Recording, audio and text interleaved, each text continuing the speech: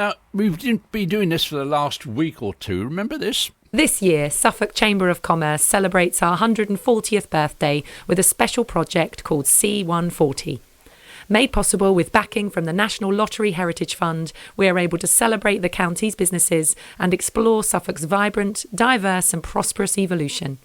In a series of interviews, we have partnered with Suffolk Sound to create this audio history to add to this powerful project. And the woman behind that project joins me now, Molly Williams. Hello. Hello. What a few months it's been. I mean, we started speaking in June, July sometimes about this. Tell me a bit about the project. What is C140? So C140 is all about celebrating 140 years of the Suffolk Chamber of Commerce. Yep. We were founded back in 1884 in Ipswich. And we're looking back on that history really to look forward, to shape future policy, future practice, and to understand our legacy. And to document it all, isn't it? Absolutely. Yeah. There's so much history. There's archives dating back to sort of the mid-19th century at Suffolk Archives, and nobody had ever really looked at them before. So the project 140 years was a fantastic moment to look through all of that, understand what we've done in that time, and take those lessons into the future. So it's a project that was you applied for and you got. Okay, day one, you must think, oh my God, where do I start? Yeah. Because there's a load, there's so much, isn't there?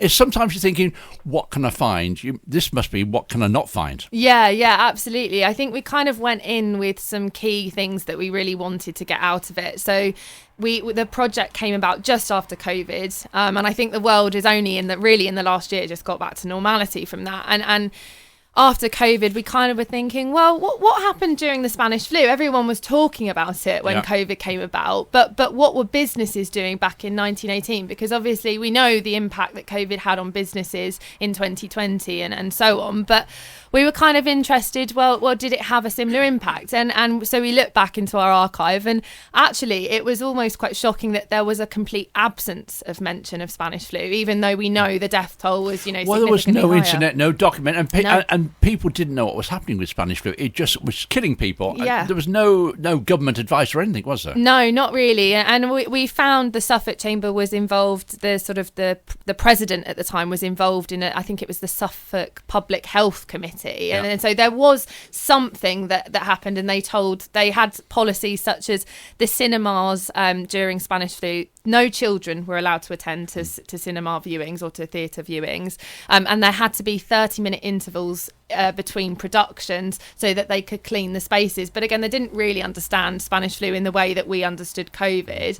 And there was a real absence of mention of it in terms of its impact on the economy and business, which we found quite shocking. But that was one of the things that we wanted to look at. We looked at things like the world wars and the impact that had on business, which was quite profound. And there was a lot of really interesting content around the world wars, World War I and World War II. But we also really importantly wanted to look back and celebrate diversity through the project. So I think when you think of chambers of commerce, you think of grey suits, middle-aged white men. Not anymore. No, it's definitely changed over 140 years of history. Can I say, not many of the chamber members will be listening this morning, will they? Because they had a big party last night, wasn't there? So they might be listening again, but they're not listening this morning. There'll be some sore heads. Yes. But men and women, and it is so diverse as well now. Yeah, it's so diverse, and I think we're really striving to represent the community we serve today, and that there's been so much change and progress over 140 years, which we've been able to document through C140. And so celebrating diversity as it's changed over the last 140 years, the fact that women were not part of the Chamber of Commerce back in 1884, but actually we found stories of our first female members in the 1920s. So in a period where we didn't, I think none of us really expected to find those stories of these women in the 20s, but we did. And then coming forward into the future as well, and the impact of immigration, of Windrush, of the migrant economy as well. They've been some really, really interesting stories that we're really proud that we've explored through the project. And highlighting the importance of business, of trade in Suffolk, how important it's been.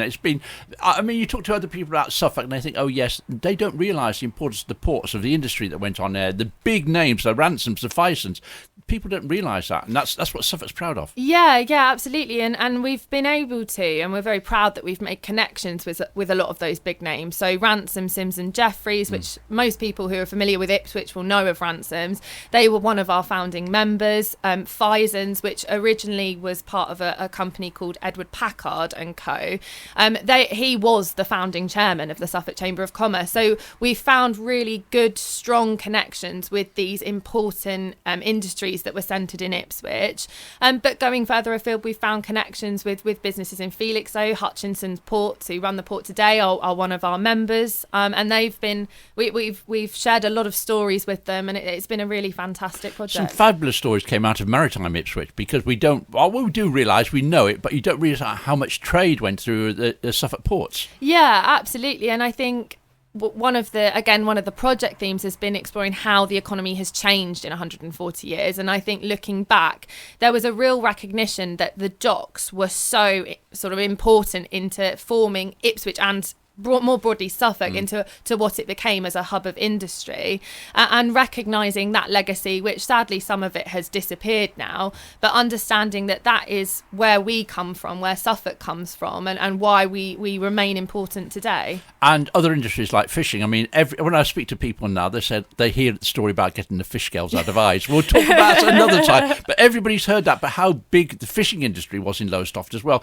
Yeah. And that's, again, Suffolk Chamber involved with that. Yeah, so we had links. So the chamber up there formed in 1923, and most of the founding members of the chamber were linked to either building ships, part of the shipping industry, or they were fishermen, and specifically herring catchers, which sadly today no longer exists. And sort of we kind of tracked the story of that. So one of our really fascinating stories, as we've talked about before, is the Herring Girls and the Herring Girls strikes that went on in the 1930s, and that actually we found documentation of the struggles of the fishing industry within chamber minutes at that time, and so we can really draw those stories together, and you see how the strikes of Herring Girls has an impact on trade and the chamber.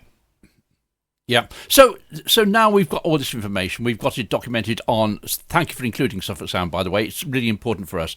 What's happening with this information? You've got a special website up and running, haven't you? Yeah. So we have our dedicated project website, c140.suffolkchamber.co.uk, and all it's a big website. It is a big website. The main sort of page is a timeline of 140 years, so you can scroll through, click on some archival content, have a look through, and it kind of makes what is there at Suffolk Archives accessible online to people as well, which is really fantastic. But the interviews that have been on air on Suffolk Sound over the last few weeks are now live on that website. So if you go to the blog section, you can have a listen. And they're there forever, aren't they? And they're there for C280 when that comes up, aren't they?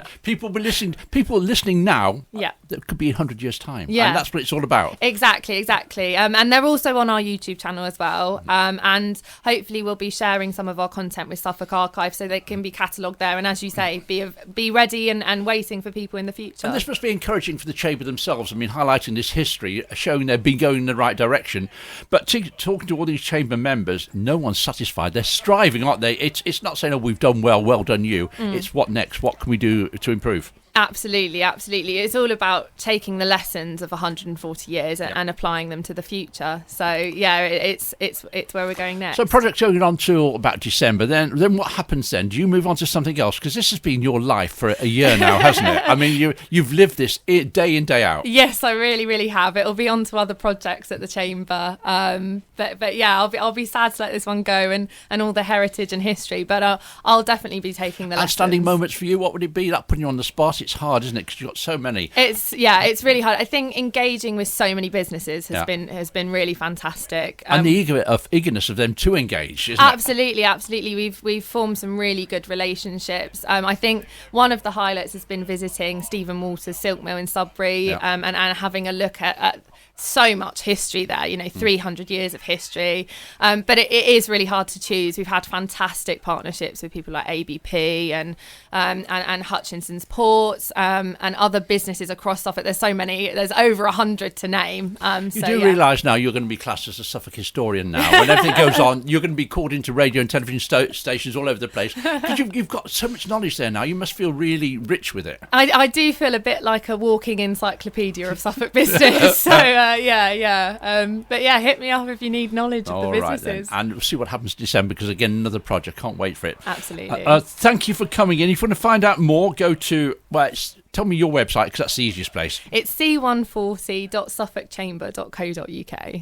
This is Suffolk Sound, helping to celebrate 140 years of the Suffolk Chamber of Commerce. You can follow the journey of the Chamber over the last 140 years on the website c140.suffolkchamber.co.uk.